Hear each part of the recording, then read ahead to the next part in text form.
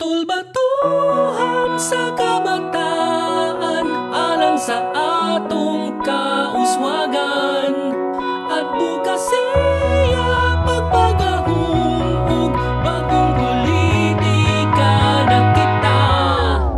Bay kay dugay na kita nagantos, politikong karaan, sila lang ang namuhunan, kita ang gipasagdan. Sila lang ba ang kanunay, mabuhi sa hayahay, tungod dito sa Kongreso, ilalang nagisugal ang henerasyon na tumbatanon, way kaugmaon, puro pasalig, wa gyoy natuman ang mga proyekto di mahuman. Tutol batuhan sa kabataan alang sa atong kauswagan, siya malitong mga batanon, siya mao atong kaugmaon. Kung duna may anay kang saligan, siya na gyud si Tutol batuhan. Kung ubang gusto nga mudagan, para man lang ilang pamuhunan. Kayang iya nga mga kusada, gobyerno nga maligdong, nga walay mga kurakot, walay mga malusot.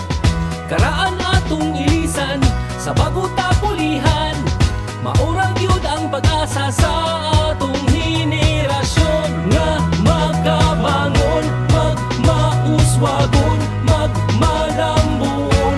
Kay ang karaan wa may natuman, mga proyekto wa may nahuman. Tutol batuhan sa kabataan alang sa atong kauswagan at bukas siya pagpagahong, bagong politika na kita.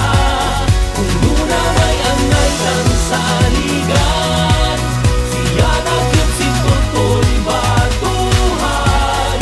Kung ubang gusto nga mudagan, para man lang ilang pamuhunan. Tutol batuhan. Pili sa atong mga representante sa Kongreso, usa ka katungod nga balaan ug sagrado. Mao nga karong umaabot nga Mayo, adbokasya, pagpagahom ug bag-ong politika ang pagapilion ta. Ug wala nay uban kung dili si Tutol batuhan. Ang iyang krusada maoy angay natong hinumduman. Tutol batuhan.